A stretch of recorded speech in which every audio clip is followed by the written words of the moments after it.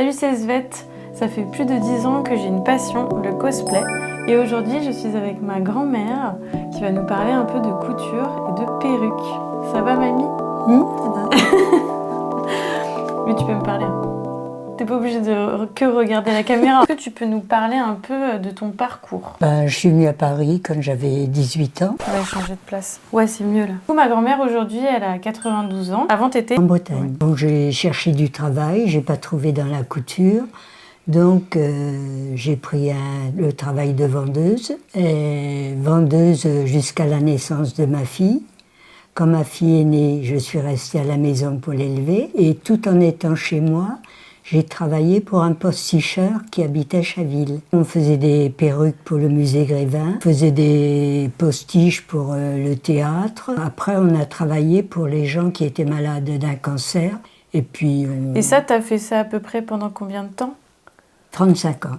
35 ans, ok. Donc au final, t'as plus fait des perruques et des postiches Que de la couture. que de la couture. Moi, je pensais que c'était l'inverse. La couture, je faisais de la couture pour moi personnellement. J'ai jamais acheté un vêtement tout fait, je faisais tout. J'habillais aussi ma fille, Oui. puis je travaillais à l'atelier. Quand je travaillais comme vendeuse chez un grossiste, ils avaient un atelier rue Réaumur, et quand il n'y avait pas de travail de vendeuse, j'allais à l'atelier travailler. D'accord. Et je travaillais sur n'importe quelle machine. Faire des boutons, coudre des boutons ou coudre des cols, tout ce qui concernait une chemise. Ok. Et c'est des gens qui t'ont appris là-bas? Ben non, je Ou le c'est savais. toi qui as appris? D'instinct, je le savais. J'ai demandé à des gens s'ils avaient des questions à te poser en prévision de cette interview. Du coup, j'ai quelques personnes qui ont des questions pour toi. Alors, il y a quelqu'un qui a demandé combien de temps tu prenais pour faire une perruque en moyenne, si tu te souviens. 3/4 d'heure de tresse, mettons 1h30. Pour faire la monture, il fallait, mettons, une demi-heure, 2 heures.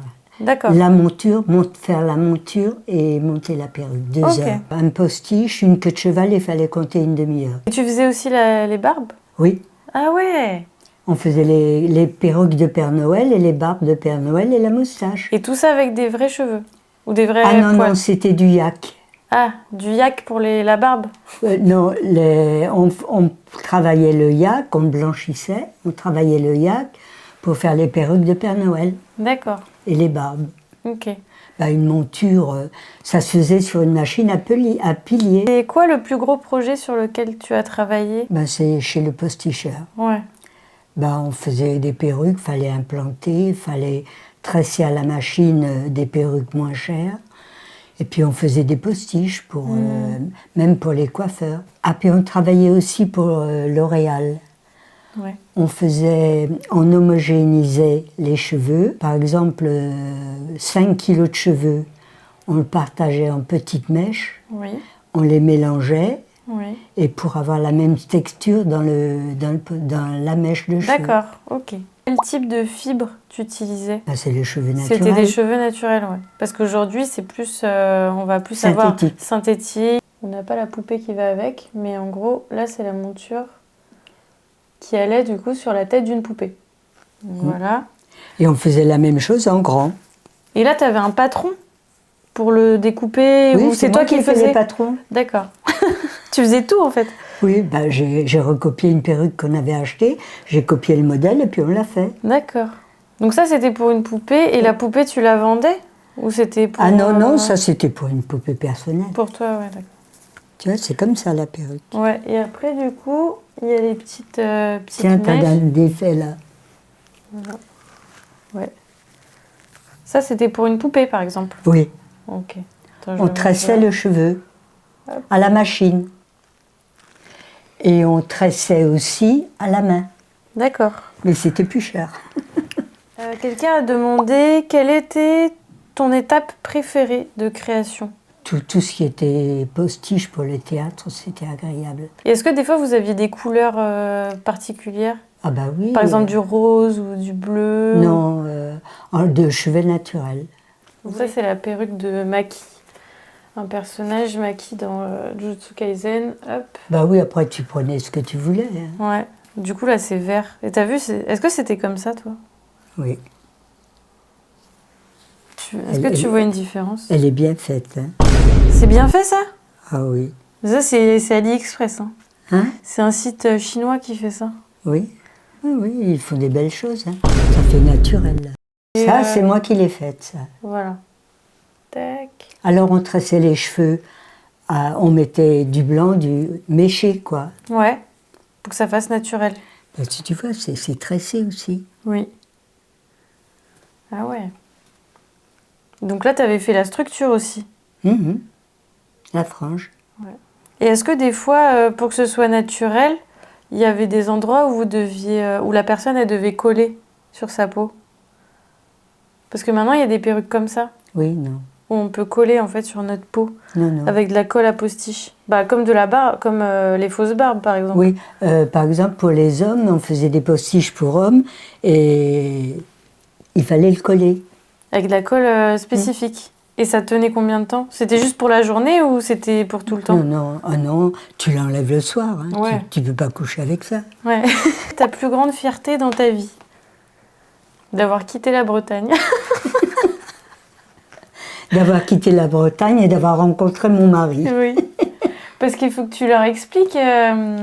Toi, ton rêve, c'était d'aller à Paris. Oui. Moi, je voulais quitter Paris. Je voulais quitter la Bretagne. À 19 ans, j'ai eu la chance de rencontrer papy. On s'est mariés et ça fait 68 ans qu'on est heureux. Oui. J'ai été heureuse. Oui. Mais je pouvais pas travailler là-bas, je suis venue travailler à Paris. Le plus gros projet sur lequel tu as travaillé au niveau des perruques, pour des costumes? C'était varié. Okay. Il y avait du privé, du théâtre, et puis on travaillait aussi pour même le cirque.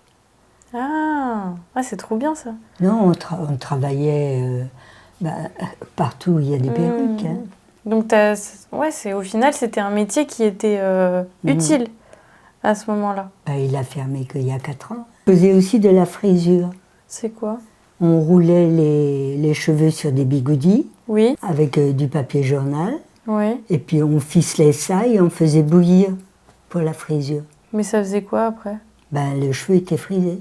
Ah, ok, donc vous pouviez faire différents types de cheveux. Et au niveau de la couture, c'était quoi ton plus gros projet? Je voulais travailler dans une maison de couture. Je n'ai pas trouvé de travail, donc la couture, j'ai travaillé que passion. Pour moi, personnellement. Oui, je n'ai pas travaillé pour de particulier. Juste un peu à tes débuts pour le grossiste. J'ai travaillé, j'ai fait des robes de mariée. Ah bah oui, quand même. Oui. T'as fait quand même des robes de mariée. Quand Sylvie était petite, j'ai fait des robes de mariée. Mais à la chaîne, hein. Des robes de mariée, et puis après j'ai trouvé le posticheur et c'était plus intéressant. Ouais, ok. Et après, du coup, tu as continué la couture pour toi Pour moi et pour ta famille. Maman. Voilà. Et est-ce qu'il y avait une part qui était une partie difficile, vu que c'est des métiers qui sont manuels, postiche ou même faire la couture? Non, c'était pas difficile? Pour moi, non. D'accord. J'ai pas appris le métier de posticheur, je suis allée, j'ai su...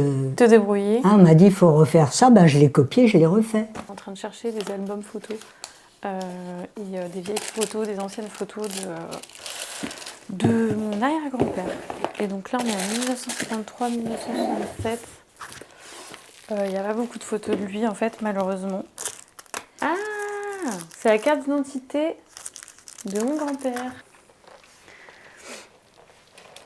Donc ça, c'est ma photo préférée. On a mon grand-père à droite, qui est en train de fumer. Qu'est-ce qu'il fait? Non, il doit manger, il ne fumait pas. Il doit manger quelque chose. Et à côté, son père, donc mon arrière-grand-père, tailleur. Son manteau, là, c'est lui qui l'a fait? Oui. Ouais. C'est beau. Et le manteau à papy aussi. Il faisait les vêtements. Il habillait. Ouais. Ils n'achetaient pas tout fait, hein. Ça coûtait trop cher. Au 46 rue d'Aboukir. D'accord. Et il était parisien? Non, il était de Narbonne. Il a commencé à Béziers. Tiens, celle-là, tu l'as déjà vue, non? Ah, attends, je filme ça. Michou, papa, papy et moi. Ouais. Le manteau, c'est Pépé qui me l'avait fait. Ton manteau, là? Oui, c'est une redingote, elle était belle. Hein. C'est beau. Une soirée... On sortait, hein. J'aime bien toutes ces photos, moi. Tu peux m'aimer? Donc, voilà mon arrière-grand-père. Louis. Louis et Marité. Louis et Marité. Et ma mère s'appelait... Oh mince.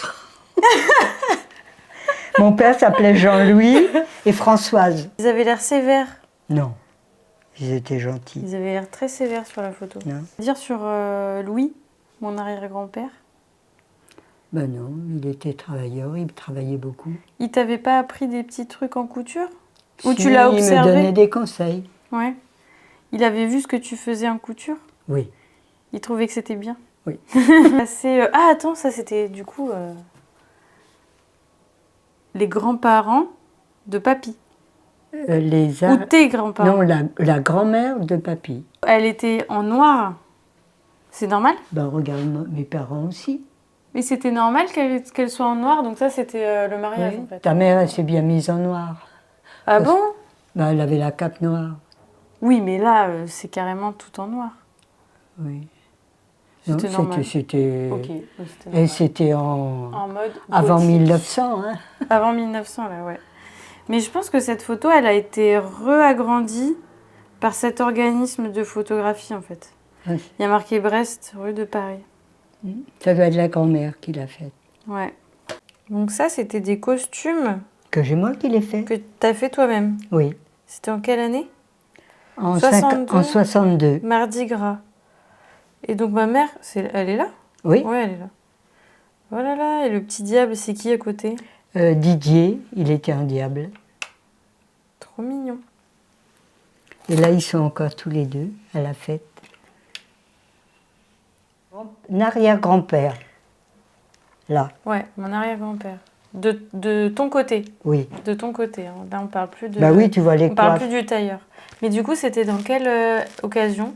Ben non, ils ont fait des photos, on faisait des photos quand même. Hein. Et c'était des costumes d'époque? Oui, bah Pour faire les photos ou c'était ils les mettaient non, dans la vie tous les jours? Non, c'est des costumes qu'ils avaient tout le temps, c'était en 1917. Ah ouais, c'est un truc de fou ça. C'est la coiffe de Carré. T'as répondu à toutes les questions. C'est vrai? Je sais pas ce que t'as d'autre à dire. T'as aimé faire ça? Bon oui, ça m'a pas déplu. Ça m'a sorti mes choses. Ouais. Je me rappelle que j'ai des belles choses. Au final, c'est créatif. La vidéo du coup, parce que là, ça continue de tourner. Hein. Tu m'entends là? Oui, oui. On va finir sur cette question. Il y a quelqu'un qui avait posé la question. Quel est le sens de la vie? Le sens de la vie. Hein? Oui. D'être heureux. On va terminer sur ça, c'est parfait. Mais merci d'avoir répondu à toutes les questions. Merci mamie. Ça nous fera un bon souvenir. Je montrerai à Rita quand elle sera plus grande. Oui, tu lui feras voir. Oui, je le ferai voir. Merci d'avoir regardé la vidéo jusqu'au bout, j'espère que ça vous a plu. N'hésitez pas à liker, partager et commenter la vidéo. Pour vous, ça coûte rien, 0 € et ça vous prend 1 seconde de votre temps. Mais pour moi, c'est un soutien énorme. Ça me permet d'avoir beaucoup plus de visibilité. Et ça reste une motivation, hein, je ne vais pas vous le cacher, de voir un minimum de visibilité et un minimum de réaction. Bref, je vous tiens au courant sur mes réseaux sociaux. N'hésitez pas à aller voir mon compte Instagram. Merci encore pour votre soutien. Prenez soin de vous. Et en attendant, on se retrouve pour une prochaine vidéo. Bye!